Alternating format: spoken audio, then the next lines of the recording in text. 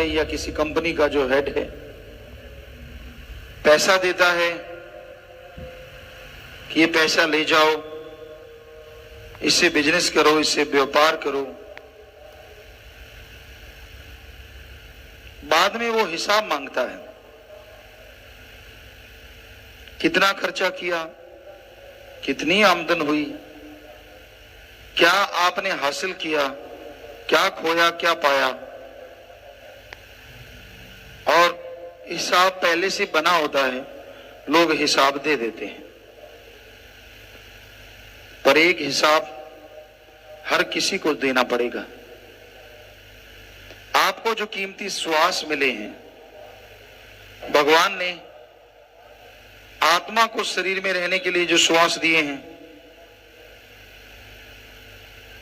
तो भगवान ने यह जरूर पूछना है कि तुझे जो कीमती श्वास दिए थे उससे क्या कमाया तूने और क्या खोया है। बिना भक्ति, बिना इबादत के खोया ही खोया है। और आप खुद देख लीजिए, कितनी आपने भक्ति की, कितनी इबादत की, कितना परमार्थ किया है। जितना किया है वो श्वास लेखे में लगे, और नहीं किया श्वास बर्बाद हो गए। ये नहीं है कि आपने अपने कर्तव्य का निर्वाह नहीं करना, कर्तव्य का निर्वाह तो करना ही करना है। आपने बाल बच्चे परिवार का पालन पोषण करना है, लेकिन ठगी, बेईमानी, भ्रष्टाचार से नहीं। कड़ा परिश्रम, हार्ड वर्क, मेहनत की कमाई से आप अपने कर्तव्य का निर्वाह करते रहें, और उसी कमाई में से एक निश्चित कर लें, 7वां, 10वां, 15वां हिस्सा कमाई का अलग से रख लें। बीमारों का इलाज करवाओ जो आर्थिक तौर पे कमजोर हैं, भूखे को खाना खिलाओ, प्यासे के लिए पानी का इंतजामात।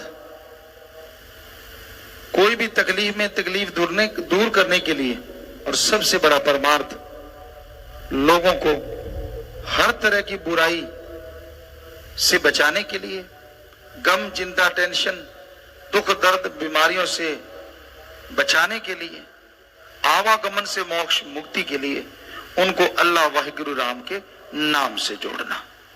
इससे बड़ा परमार्थ दुनिया में कोई दूसरा हो नहीं सकता। आप लोगों को मालिक के नाम से जोड़ते हैं, उनके अंदर के विकार, उनके अंदर की बुराइयां दूर होती हैं। उनको ओम हरि अल्लाह गौड़ खुदा रब का नाम मिलता है, जो वो घर परिवार में रहते हुए उस नाम का जाप करते हैं, और उससे गम, दुख, दर्द, चिंताएं मिटती चली जाती हैं। तो ये है परमानेंटली परमार्थ। यानी एक बार कर दिया नहीं, आपने किसी को कपड़े दिए, थोड़ी देर के लिए नंग ढका गया, लेकिन बाद में फिर वैसे का वैसा। खाना खिला दिया, 10 दिन खाना खिलाया, बाद में कौन खिलाएगा, फिर वहीं की बात वहीं रह गई। किसी का इलाज करवाते हैं वो अच्छी बात है, लेकिन ये तो नहीं है एक बार इलाज कराया कि सारी जिंदगी आप उनका करवाएंगे। पर किसी को आप गुरु मंत्र, नाम, कलमा, मेथड, मेडिटेशन से जोड़ देते हैं, तो वो परमानेंटली परमार्थ है कि वो जब भी सुमन करे उसके गम, दुख, दर्द, चिंताएं दूर होती जाएंगी। इसलिए महादानों का महादान नामदान, गुरु मंत्र, मेथड ऑफ मेडिटेशन, उससे आदमी का विल पावर, आत्म बल बढ़ता रहता है, और आत्म बल के सहारे सारे पाप, गम, दुख, दर्द, चिंताएं मिटती चली जाती हैं। और यही सच्चा मोक्ष। जीते जी गम, दुख, दर्द, चिंताएं खत्म हो जाएं, और मरणोपरांत इंसान आवागमन से मुक्ति हासिल करे, इसी का नाम मोक्ष। तो कीमती पूंजी, आपके कीमती श्वास आप मालिक की याद में लगाएं। आमतौर पे लोग निंदा चुगली में श्वास लगा देते हैं, झूठ बोलने में श्वास लगा देते हैं, बुरे बुरे कर्म करते रहते हैं, तो उन्हें खुशी नहीं आती। अगर वास्तव में आप खुशी हासिल करना चाहते हैं, अगर वास्तव में परमानंद की प्राप्ति करना चाहते हैं, तो बहुत जरूरी है कि आप अपने गम, दुख, दर्द, चिंताओं को मिटाएं। यही सच्चा मोक्ष है। जीते जी गम, दुख, दर्द, चिंताएं मिट जाएं। और इसके लिए गुरु मंत्र के अलावा और कोई तरीका नहीं है। सच्चा संत, सच्चा फकीर गुरु मंत्र देता है, तरीका बताता है। ये ले भाई गुरु मंत्र, ये ले भाई तरीका, ये ले भाई मेथड, इसका अभ्यास कर। जैसे जैसे अभ्यास करेगा जीते जी मुक्ति मिलेगी, गम से, दुख से, दर्द से, बीमारियों से, चिंताओं से। और मरने के बाद जन्म मरण से मुक्ति और भगवान की गोद में बैठोगे।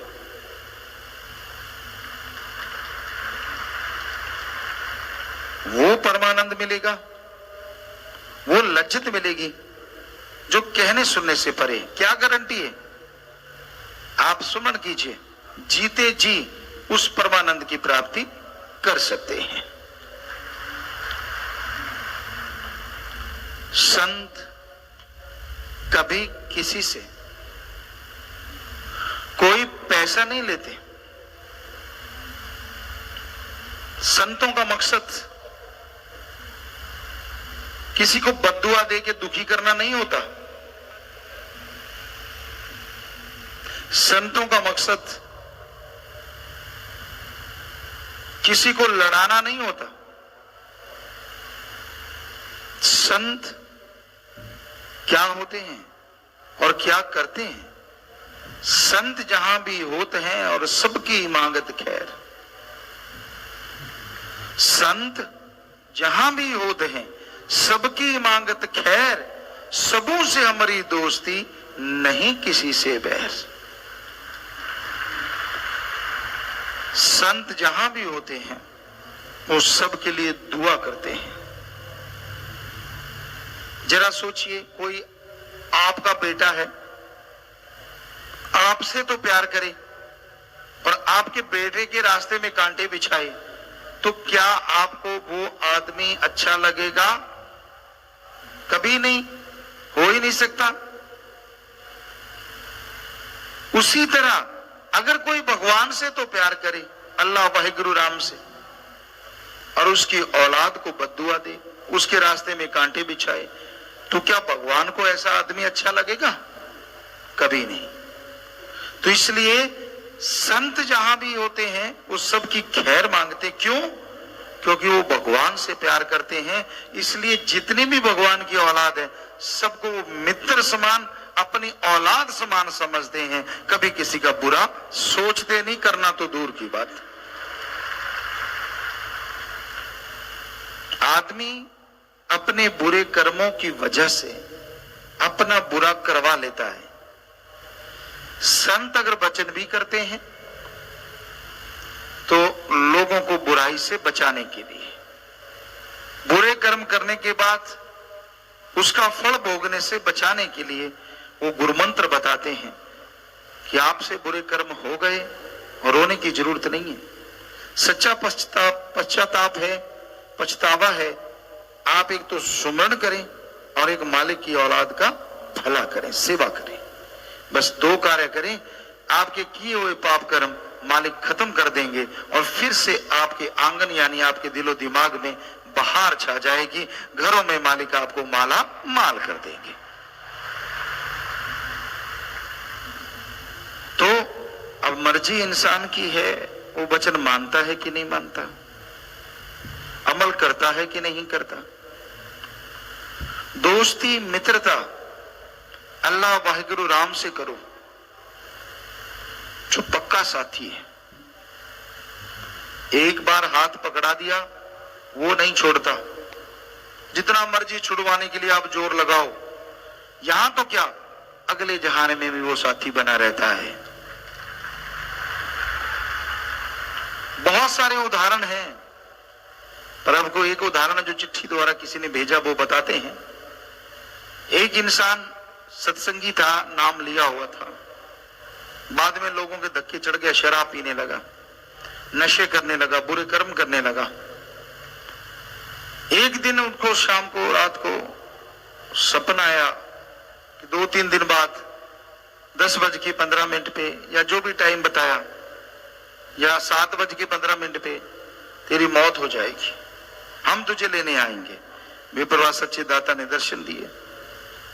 उसने शोर मचा दिया, लोगों को बताने लगा कि ले, मैं मानता नहीं, उनका नाम तक नहीं लेता, मेरा कोई लेना देना नहीं है, निंदा मैं करता हूं, बुरे कर्म करता हूं, मुझे कहते लेने आएंगे। ऐसे कैसे आ जाएंगे, मैं नहीं मरता।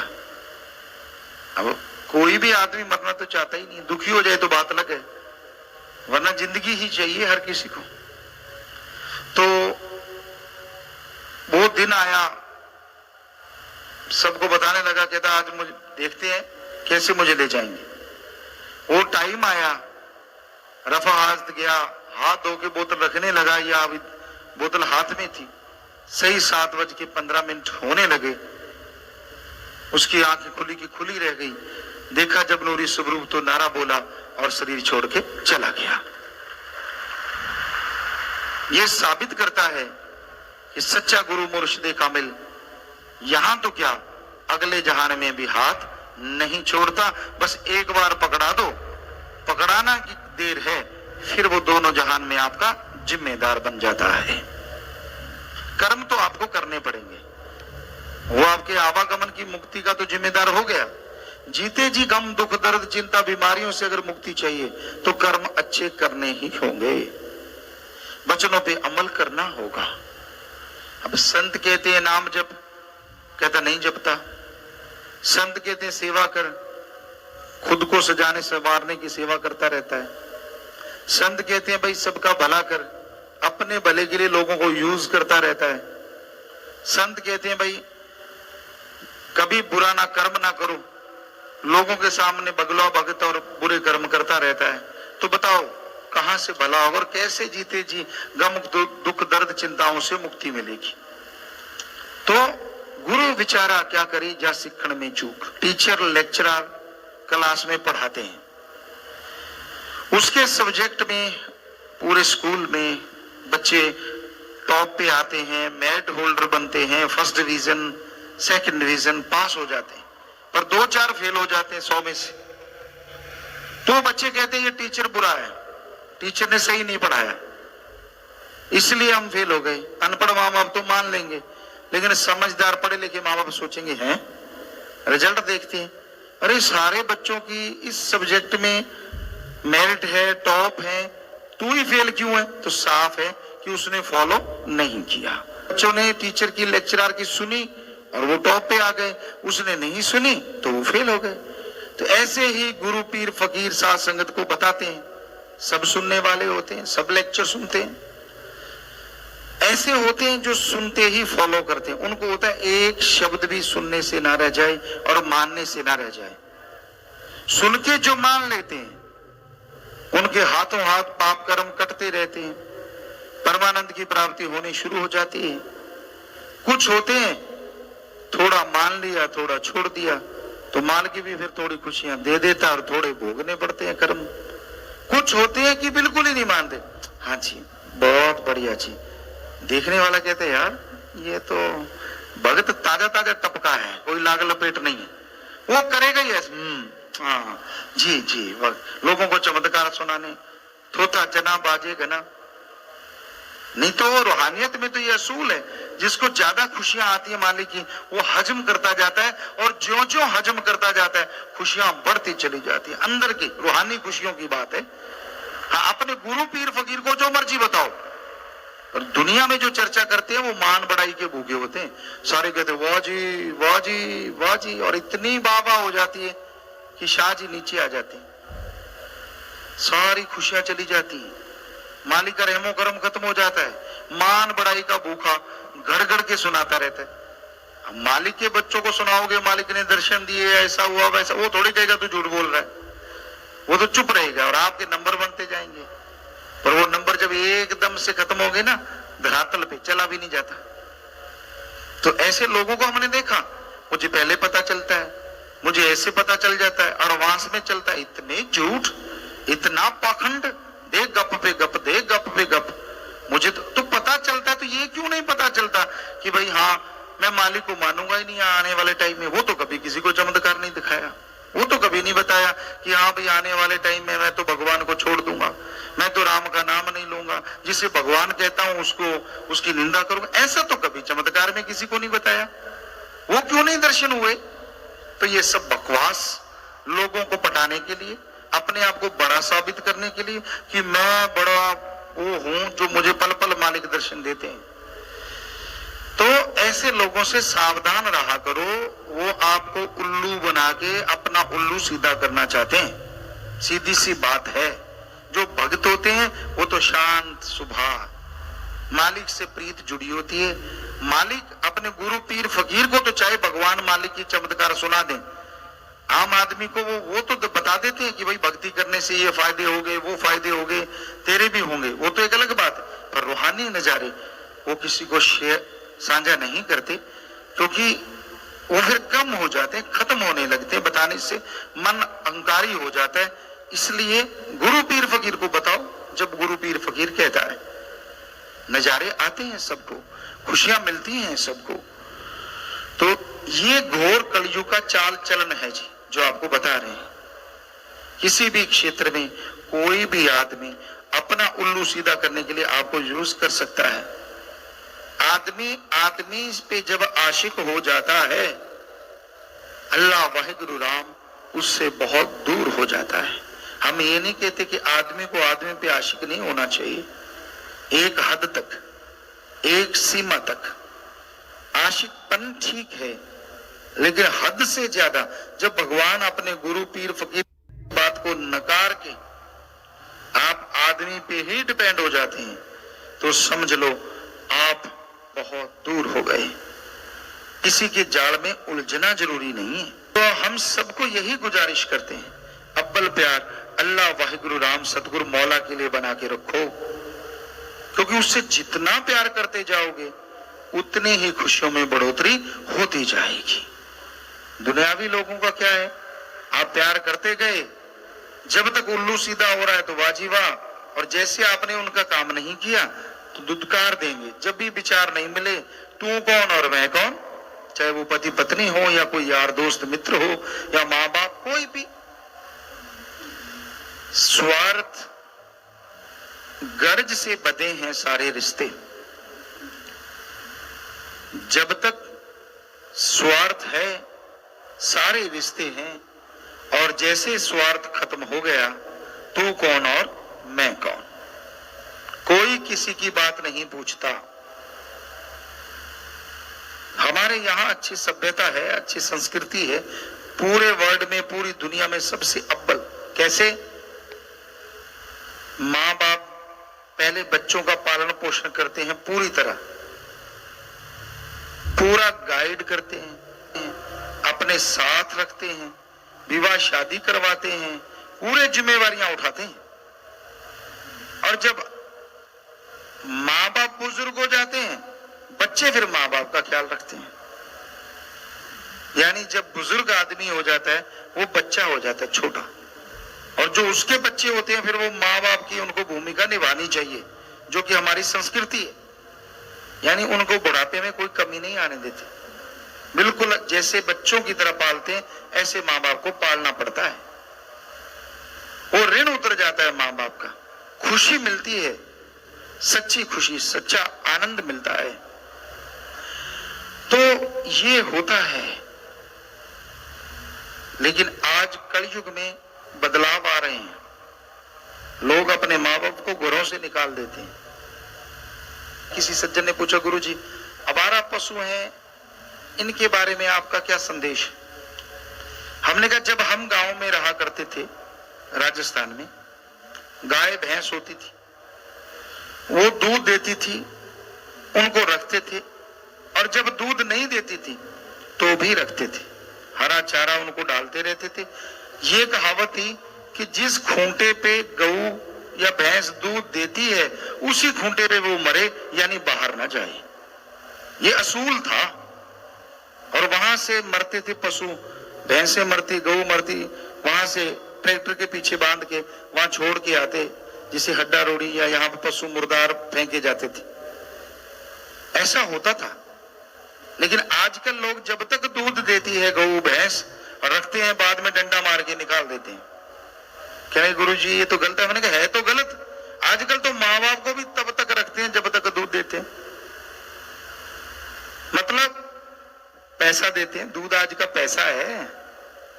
माँ बाप जब तक पैसा देते हैं, वाह जी पांव पे हाथ लगाएंगे, चाहे मुंह में गालियां दे रहे हो, आओ पापा जी, आओ माता जी, फलां ढिंकड़।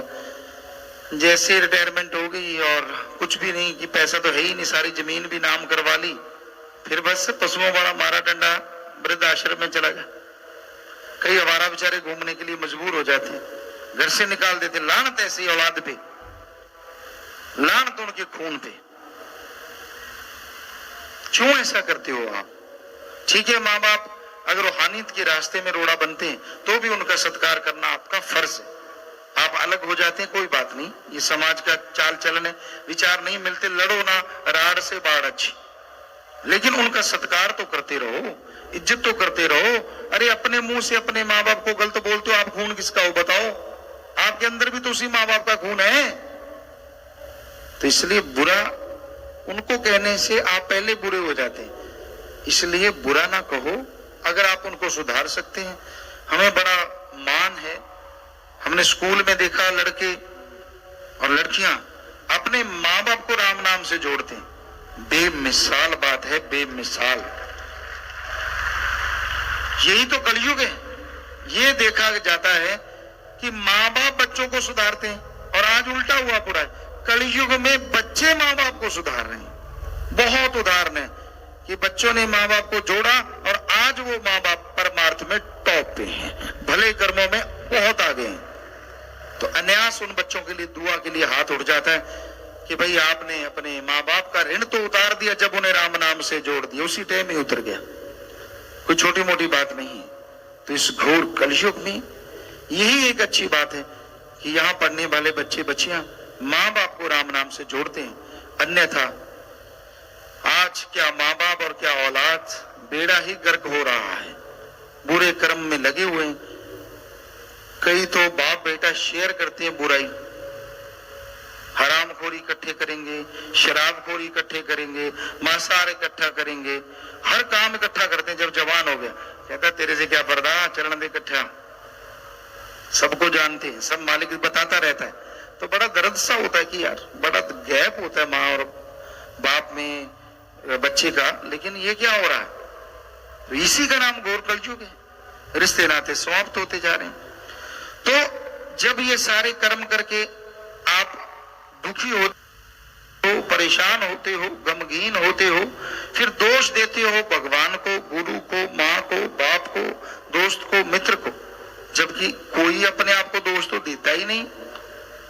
कर्म तो खुद बुरे किए, और दोष माँ बाप का या गुरु का या भगवान का कैसे हो गया? इसलिए बुरे कर्म ना करो।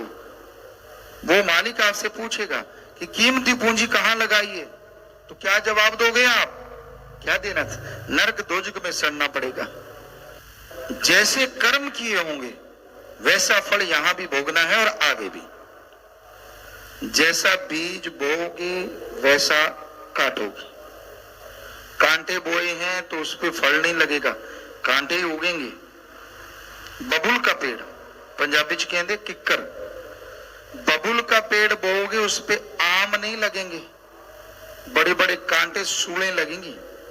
और आम का पेड़ बोओगे तो आम जरूर लगेंगे। जैसे कर्म करोगे वैसा फल भोगना पड़ेगा। इनसे बचाव हो सकता है अगर आप प्रभु के नाम का सुमरन करें। अनजाने में बबुल लग गया, वैसे तो वो भी गुणकारी है पेड़ों में, लेकिन यह कांटे और फल की बात है। तो आप राम नाम के द्वारा अपने अंदर के घास फूस कचरे को साफ कर सकते हैं, अपने अवगुणों पे जीत हासिल कर सकते हैं और मालिक की खुशियों के हकदार बन सकते हैं। बस राम नाम ही एक तरीका है। जैसे फसल नहीं बोते, नरमा कपास है, गेहूं है, जो भी आप बोते हैं, चावल है, धान, जो भी, तो वो बड़ी होने लगती है, बीच में घास फूस कचरा हो जाता है। तो या तो स्प्रे की जाती है या फिर फावड़े से, कसिए से, दातरी जो होती है उससे, खुरपी से उसको निकाला जाता है और बाद में आग लगा दी जाती है। क्योंकि अगर वो होगा तो धरती की सारी पावर वो ही खींच लेगा, बाकी पौधे तो, फल वाले तो पनपेंगे ही नहीं।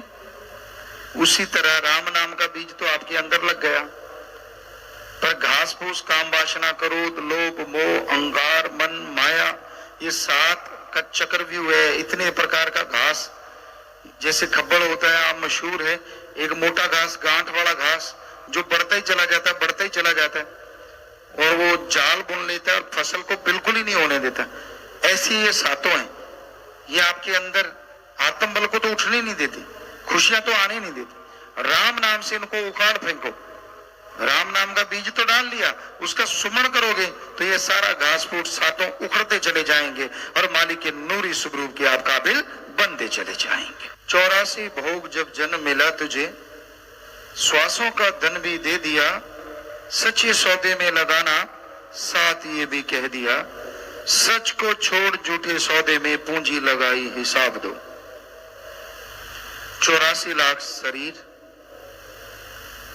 सभी लगभग हिंदू धर्म, सिख धर्म ये लिखा हुआ मिलता है कि 84 लाख शरीरों में आत्मा जब जाती है तो बिल्कुल लास्ट में ये मनुष्य शरीर मिलता है। आत्मा एक शरीर को छोड़ती है, दूसरे में प्रवेश, उसको छोड़ती है, उससे अगले वाले में। और इस तरह जो आत्माएं सबसे पहले प्रवेश करती हैं वो होता है वृक्ष, पेड़ पौधे, घास फूस, लाखों जोनियां हैं। फिर कीड़े मकोड़े, रेंगने वाले, उसमें लाखों जोनियां हैं। फिर पक्षी हैं, जानवर हैं, आदमी, किन्नर, गंधर्व, तो लास्ट में इंसान का शरीर लास्ट में मिलता है सबसे। और इसमें 5 तत्व पूर्णतः पाए जाते हैं, पृथ्वी, पानी, अग्नि, वायु और आकाश। पेड़ पौधों में एक ही तत्व मेन होता है, वो होता है पानी। आप सरसों का साग सुखा लो छत पे 40-50 किलो, और कुछ दिन में ही आप देखेंगे वो 5-4 किलो रह जाता है, क्योंकि मुख्यतः जो पानी है वो उड़ जाता है। रेंगने वाले जो कीड़े पतंगे होते हैं उनमें हवा और आग ज्यादा पाई जाती है। ज्यादातर में रेगिस्तान में या पानी का नामो निशान नहीं होता, रेंगने वाले कीट पतंगे मिल जाते हैं। पक्षियों में 3 होते हैं, हवा, पानी, आग। पशुओं में 4 होते हैं। सिर्फ आकाश तत्व सबसे ज्यादा है तो वो मनुष्य शरीर में होता है, जिसकी वजह से सब प्राणियों से आदमी की सोचने समझने की शक्ति ज्यादा है। पर ऐसा क्या काम करता है जो कहा जाए यार धर्मों में लिखा गया, हिंदू, सिख धर्म, इस्लाम धर्म, ईसाई धर्म, बौद्ध, जैन, सभी धर्मों में ये लिखा मिलता है, आदमी सर्वश्रेष्ठ, आदमी सर्वोत्तम, आदमी खुद मुख्तियार जून, आदमी सरदार जून। क्या है, ऐसा क्या है? खाता पीता इंसान है, जानवर पक्षी भी। बाल बच्चे इंसान के हैं, वो सब जानवर पक्षियों के भी होते हैं। घर इंसान बनाता है, वो जानवर पक्षी भी कहीं ना कहीं बनाते हैं। और जानवरों के जीते जी मलमूत्र खाद के काम आता है, और मरने के बाद हड्डियां चमड़ा सब काम आ जाता है। जबकि आदमी का मरने के बाद हड्डियां चमड़ा संभालने के लिए जुत्तम पेल होते देखी गई है, और जीते जी गंदगी संभालने के लिए साइंटिस्ट लगे हुए हैं। इतने लोग बढ़ते जा रहे हैं और इतनी गंदगी बढ़ती जा रही, कैसे, क्या किया जाए? हालांकि इससे भी गैस के सिलेंडर भरे जा सकते हैं, बहुत पहले हमने बोला था, और इसका एक प्रैक्टिकली किया भी था। लेकिन जैसे लोगों को ये पता चला, कुछ प्रैक्टिकल करके देखा कि देखें तो कि भाई अच्छा ये आदमी की गंदगी से भरे हुए गैस के सिलेंडर है, कहते इस पे तो नहीं हम रोटी खाएंगे। जबकि पशुओं से बनने वाला गोबर गैस आप देखते हैं, उससे लोग रोटियां सब कुछ बनाते रहते हैं। सो कहने का मतलब इस लिहाज से देखें तो आदमी से जानवर काफी आगे हैं। कई कहते नहीं जी आदमी साइंस में बड़ी तरक्की कर चुका है, नेट मीटिंग हो रही है, आज विदेशों के लोग यहाँ हमारे सामने स्क्रीन पे बैठे हैं, पूरे वर्ल्ड के लोग वो सत्संग देख रहे हैं, हमें सुन रहे हैं, हमें दिख रहे हैं, बात कर लेते हैं। नई टेक्नोलॉजी आई है और नई नई टेक्नोलॉजी बन रही है, सुख सुविधा के साधन, कार, मोटर गाड़ियां, हवाई जहाज, कई दिनों का सफर कुछ घंटों में तय हो जाता है। वाकई ऐसा जानवर नहीं कर सकते, लेकिन सुख सुविधा के साधन तो सबको नजर आते हैं साइंस के। साइंस में अगर ये कहें कि आज आदमी की वजह से सारी दुनिया बारूद के ढेर पे बैठी है तो गलत नहीं होगा। आदमी ने एटम, अणु, परमाणु, हाइड्रोजन और पता नहीं कौन कौन से बम बनाने की सोच रहा है कि बेटा बटन दबा दूं और बाकी दुनिया तबाह हो जाए। क्या जानवर से ऐसा खतरा हो सकता है? नहीं हो सकता। तो इस लिहाज में भी जानवर ही आगे निकल गया। फिर क्यों लिखा है सारे धार्मिक ग्रंथों में आदमी सर्वश्रेष्ठ?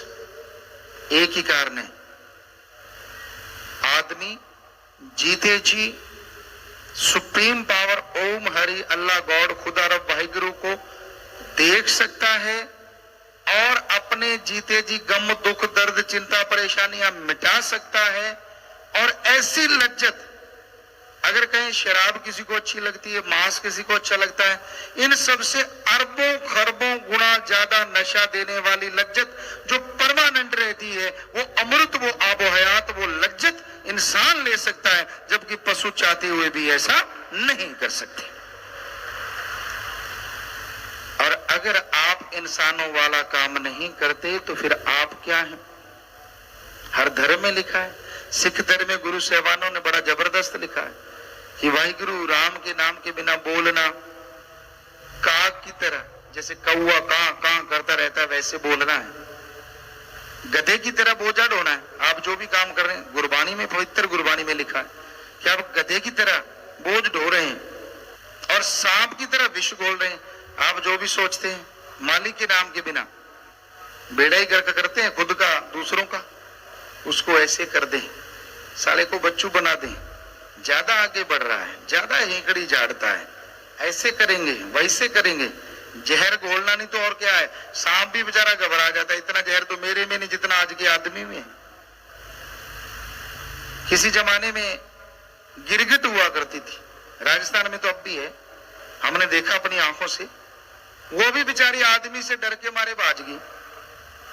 कहती आदमी, एक दो आदमी आपस में बातें कर रहे हैं और बात करते करते बात करने वाले को लगा कि सामने वाले के तेवर बदल रहे हैं, वहीं रंग बदल जाएगा झट से।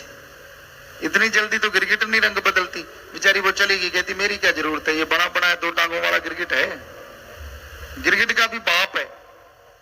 आप सारे नमक नुमक हराम तो छोटे रह गए, ट्रकों के ट्रक नमक खा के लोग नमक हराम हो जाते हैं, गिरगिट की तरह रंग बदल जाते हैं सिर्फ माया रानी की वजह से, माया रानी की वजह से। लिखा तो और भी बहुत कुछ है गुरुओं ने, संतों ने, पर अगर सच्ची बातें सुना दें तो बड़ी गड़बड़ हो जाए। हालांकि हम तो हर सच सुनाते हैं, पर कई ऐसे कड़वे सच हैं, बहुत ही कड़वे, जरूर सुनाएंगे किसी दिन आपको। भाई गुरदास जी ने लिखे हैं बहुत सारे कड़वे सच कि आने वाले टाइम में कलयुग में क्या होगा, जैसे बस क्या बताएं, चलो फिर किसी दिन खुलासा जरूर करेंगे। और बातें ऐसी हैं कुछ कि बड़ों बड़ों के पांव से जमीन खिसक जाएगी, जो कि हकीकत में हो रहा है। भक्तों को रोका जाता है, ये भक्ति कर रहे हैं, अच्छा अच्छे काम कर रहे हैं, यार इनको रोको।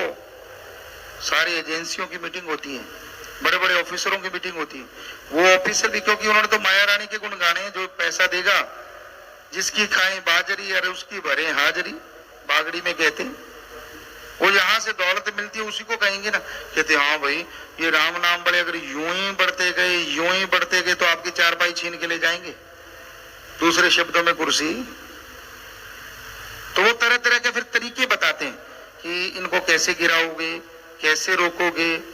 और कोई जमाना होता था भले काम करने वालों को गोल्ड मेडल मिला करते थे, सोने के तगमे मिला करते थे, लोग उनको नवाजा करते थे कि ये समाज में भले काम करने वाला है, बेहद ज्यादा। तो ये आज घोर कलयुग का समय है। अभी तो सच की कुछ ही बातें कही हैं और इसमें इतना बुरा हाल है। तो भाई यही हकीकत है, लोग बुराई में फंस गए हैं।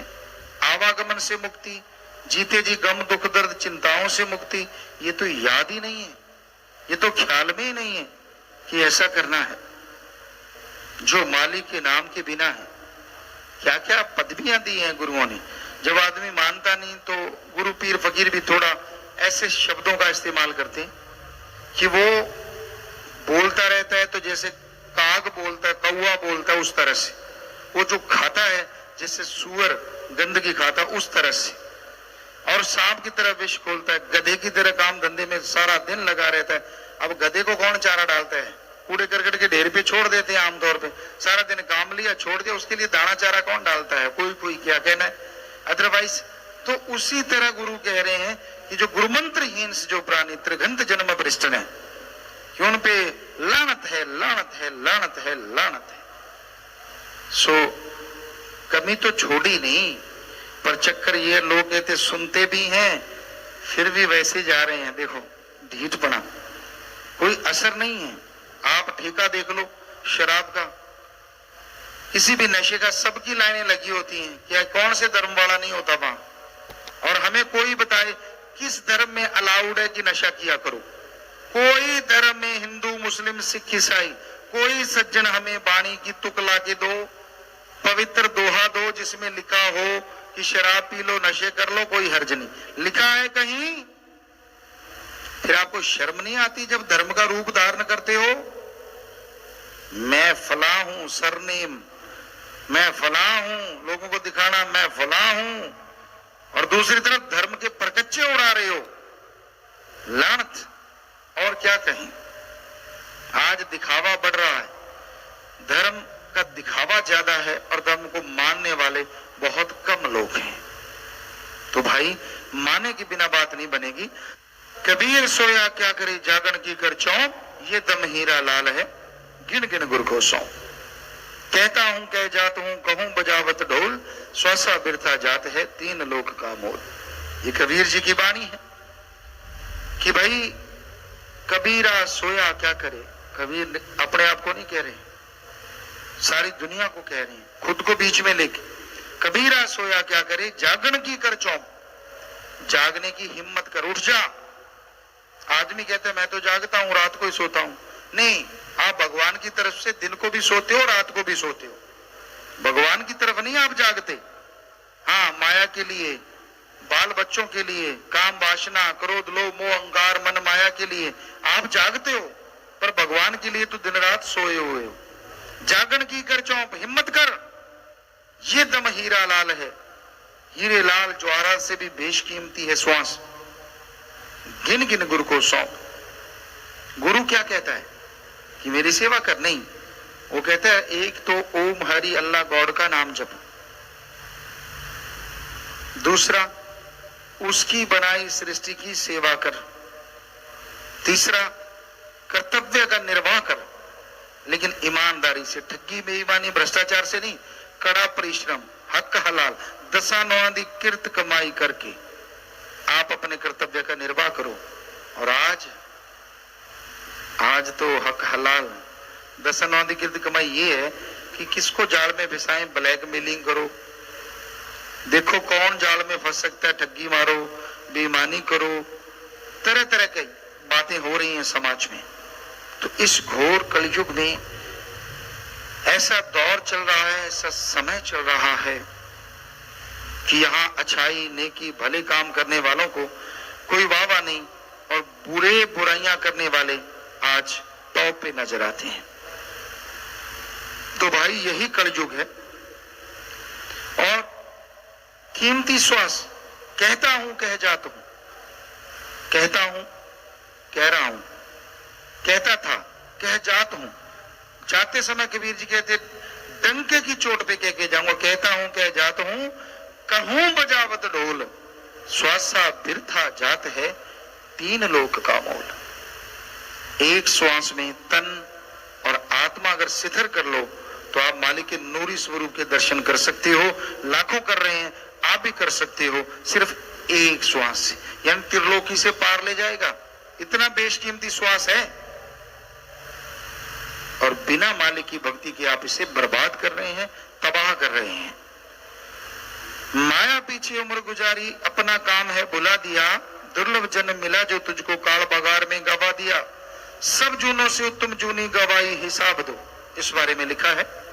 गुरु अर्जन साहब जी फरमाते हैं, यदि कोई 1000 रुपया कमाता है तब वो लाखों की प्राप्ति की तरफ उठ भागता है, उसकी कभी तृप्ति नहीं होती, सदा माया के पीछे मारा मारा फिरता है, अनेकों भोगों को भोग भोग कर वो तृप्त नहीं हो सकता। ऐसा ही है आज संसार में। नंगे पांव चलने वाले को चप्पलें मिल जाएं, कहता बढ़िया हो गया। चप्पलों से फिर फ्लीट या बूट मिल जाए, कहता ये तो और भी बढ़िया हो गया। उसके बाद कहीं साइकिल की सवारी मिल जाए तो वो टल्ली बजाते ही घूमता रहता है, यार कमाल है। अब तो बड़ा आसानी से मैं दूरी तय कर लेता हूं। साइकिल पे चलते चलते फिर लालसा पैदा होती है, कोई स्कूटर वाला हॉर्न मार गया, कहता कहीं ये मोटर लगी हो, इसमें तो मजा आ जाए। स्कूटर आ गया, बड़ी खुशी हुई कुछ दिन, फिर तमन्ना जाग गई, ये गाड़ियों वाले पास से धुआं मार के भाग जाते हैं, शीशे जड़े हों, अंदर बैठा हूं, मजा आ जाए। फिर गाड़ी आ गई, फिर किसी की गाड़ी में बैठ जाता है, बड़ी ठंडी ठंडी हवा आती, कहता है यार ये तो एसी गाड़ी है, काश मेरे पास होती, चलो वो भी आ गई। फिर और बड़ी गाड़ी, फिर कहते हैं यार ये तो बहुत टाइम लगाते, क्यों ना हवाई जहाज हो। उससे फिर चंद्रमा पे प्लाट लेने की सोचते हैं, यार वहां मजा आ जाए अगर वहां रहने लग जाए, कोठी महल वहीं बना लेते हैं। लगे हुए हैं लोग, मंगल ग्रह तक पहुंचना, सूरज तक पहुंचना चाह रहे हैं। इच्छा तो यही है, और क्या, वहां नई नई चीजें, जिज्ञासु है आदमी। पता नहीं जिज्ञासा भगवान के लिए क्यों शांत है, कि वो एक है, जन्म नहीं लेता, फिर भी सबके अंदर मौजूद है। क्या उसके लिए जिज्ञासा पैदा नहीं होती कि उसे देखना चाहिए यार वो कैसा है, जो एक होते हुए भी सबके अंदर है, और है भी वो सुप्रीम पावर, है भी वो पावर, कहीं वो अपना हो जाए तो सारा कुछ ही अपना हो जाएगा। उसकी तरफ इच्छा नहीं जाती। आपको कई बार सुनाया, एक राजा ने नुमाइश लगा दी, अपने किले के ग्राउंड में सारा सामान रख दिया, लोगों को बोल दिया आओ, एक दुकान में जाना है, वहीं से सामान लेना है, चेक नहीं करते फिरना, जिस दुकान में चले गए वहीं से सामान लेना है, एक बार जितना मर्जी ले जाओ, ले जा सकते हो। सुई से लेके हाथी और धान से लेके हीरे जवाहरात सब रख दिया। लोग आने लगे, अब किसी के पास चारपाई की कमी तो चारपाई में घुस गया, कोई घोड़ों का शौकीन का घोड़ों की तरफ चला गया, किसी ने आटा सोचा आटा लेने चला गया, कोई समझदार थे वो पैसे, और समझदार से सोने की अशरफियां, और समझदार थे हीरे जवाहरात। लोग आने लगे। एक आदमी आया, ग्राउंड में महाराजा राजा भी बैठा था, देख रहा था, वाह भाई वाह, प्रजा ले जा रही है सामान। वो आया, हाथ जोड़ के कहने लगा, हे राजन, मैं एक बात पूछना चाहता हूं। कहने का पूछो। कहता है इस किले के ग्राउंड में जो भी सामान है मैं कुछ भी ले जा सकता हूं? बादशाह कहने लगा बेशक। कहता जी पक्की बात? बादशाह कहता हाँ पक्की बात।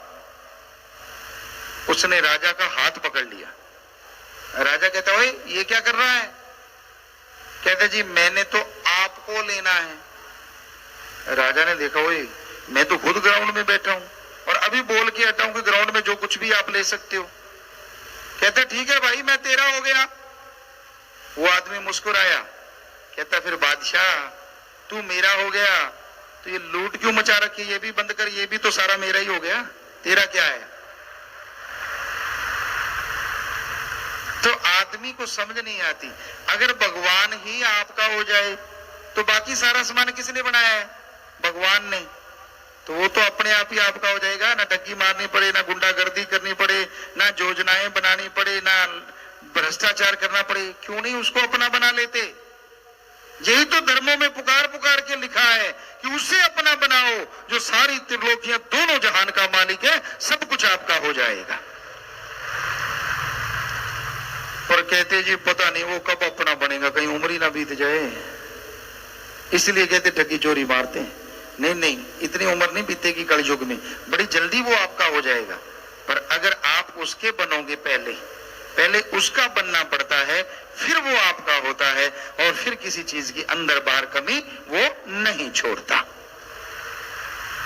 और उसको अपना बनाने के लिए सुमरन, भक्ति, इबादत यानी रास्ता भगवान तक का संत बताते हैं कि ये है रास्ता, चलो भाई मंजिल पे पहुंच जाओगे। अब चलना तो आपको पड़ेगा ना। पुत्रियां पुत्र जाल बिछाया, मुंह में अपने फंसा लिया, अंत समय कोई साथ आ जाए जब धर्मराज ने बुला लिया। इनके लिए जो तूने उम्र गवाई हिसाब दो। बेटा बेटी मेरे हैं, मैं करता रहता है इंसान। और एक समय जिंदगी का आता है, मरहला आता है, जब आप बुजुर्ग होते हैं तो वही पुत्र पुत्रियां साथ छोड़ देती हैं और आप अकेले रह जाते हैं। और जब वो बुलावा आता है मालिक की तरफ से, कोई साथ नहीं देता। आप यहां जितने लोग बैठे हैं, आपके माता पिता, दादा परदादा जो आज इस दुनिया में नहीं है, जब वो इस दुनिया से गए, क्या आप में से कोई उनका बेटा या उनकी कोई बेटी उनके साथ गया कि चलो यार माँ बाप अकेले जा रहे हैं, अपने भी साथ हो लें? कोई गया साथ? कोई नहीं गया। तो आप कैसे यकीन करते हैं कि जब आप जाएंगे आपके साथ कोई चला जाएगा? इस धरती पे ही संबंध है। और जैसे बुलावा आया, अजी सत्कार तो क्या, आपको धड़ाम से धरती पे रख देंगे। जो बढ़िया कपड़े है उतार के सस्ता सा लट्ठा पहना देंगे, जो सोना चांदी गहने हैं सब उतार लेंगे नहाने के बहाने। ये नहाना और कोई मतलब नहीं है, कपड़े उतारना, गहने गट्टे उतारने का ये एक बहाना है, वरना नहाने को क्या मुर्दे की बारात निकलनी है? सिर्फ इसलिए नहलाया जाता है ताकि अच्छे कपड़े उतर जाएं, उनके अगर अंगूठी वगैरह वो उतर जाए, घड़ी उतर जाए। हमने बुजुर्गों से पूछा, भाई ये आपने नहलाया, चलो घड़ी क्यों उतार रहे हो? कहते इसमें पानी पड़ जाएगा। पानी पड़ जाएगा, मुर्दे ने क्या टाइम देखना है? पड़ने दो। जब आदमी में पानी पड़ गया तो मुर्दे के घड़ी में पानी पड़ जाएगा तो क्या है? क्या ऐसा होता है? कभी नहीं। सब कुछ पुराने जमाने में तागड़ी पहनते थे बुजुर्ग, यहाँ घुंघरुओं वाली वो तागड़ी भी तोड़ लेते हैं, मतलब कुछ भी नहीं छोड़ते। तो आप किस चीज का मान करते हो? हम ये नहीं कहते कि जीते जी कुछ करना नहीं चाहिए, बाल बच्चे भी होने चाहिए, घर परिवार भी, लेकिन उनके प्यार में फंस के भगवान को ना भूलो जो सब कुछ तोड़ लें, शरीर भी यहाँ जला दें तो भी आपकी आत्मा के साथ निज धाम तक आपको गोद में बिठा के लेके जाएगा। वो एक ऐसा सच्चा साथी है, उसको ना भूलो इन फालतू की चीजों में पड़ के। और जीते जी भी वो कदम कदम पे रक्षा करेगा। सत्संगियों के आपने चिट्ठियां सुनी, सुनते रहते हैं कैसे कैसे मालिक जाके उनके काम करवाता है, बिगड़े काम बना देता है और बुरे कामों से उनको बचा लेता है। और भीड़ जब उन पे आती है तो कैसे उनकी ढाल बन जाता है। तो उस भगवान को अपना मित्र बना के रखो, सच्चा साथी बना के रखो, आप कभी अकेले नहीं रहेंगे। तो प्यारी सत्संग जियो, आगे आया, जिस काम को मिली थी पूंजी, काम वो क्यों बुला दिया, ऐश इशरत विषय विकारों में ये जन्म है गवा दिया, कितना धन साथ लाया सब कर दी सफाई हिसाब दो। ऐशो इशरत, लोग कहते हैं खाओ पियो ऐश करो, ये जग मीठा अगला किसने डिठा। कहते यही है सब कुछ, नरक स्वर्ग सब कुछ यही है, फजूल की बातें हैं। यहाँ जो ऐश कर रहा है वो समझो स्वर्ग है नहीं, कुछ दिन की, 4 दिनों की चांदनी फिर अंधेरी रात। पाप कर्म से कुछ दिनों का ऐशो आराम होता है और फिर जो मार पड़ती है बीमारियों के रूप में, दुख दर्द के रूप में, तकलीफ के रूप में, कुलें तक झेलती रहती हैं और पछताती रहती है, उसको गालियां देती रहती हैं कि हमारे वंश में ऐसा पैदा क्यों हुआ जो राक्षस प्रवृत्ति का बन गया। तो इसलिए भाई ऐशो इशरत यानी सुख सुविधा के साधन आप मेहनत से हिम्मत से जुटा सकते हैं, जुटाओ, कोई रोकता नहीं है, पर किसी का हक मार के कभी ना खाओ। किसी के मुंह का निवाला छीन के अपने मुंह में डालोगे, वो हरी रस अमृत नहीं धीमा जहर बन जाएगा और आपको और आपके बच्चों को हमेशा तड़फाता रहेगा, दुखी करता रहेगा। इसलिए हम आप किसी चीज के विरुद्ध नहीं है। गाड़ियां बना लो, अच्छे कपड़े पहन लो, मेहनत करो, पर शारीरिक मेहनत, दिमागी मेहनत, अच्छे कर्मों में मेहनत। क्योंकि कोई ये ना कह दे जी ठगी मारने में भी मेहनत करनी पड़ती है दिमाग की, नहीं, बुरे कर्मों में नहीं, अच्छे कर्मों में दिमाग की मेहनत, शरीर की मेहनत करके कमाओ। उससे जो भी आएगा, जितना भी आएगा, आपके और आपके परिवार के लिए खुशियां लेके आएगा।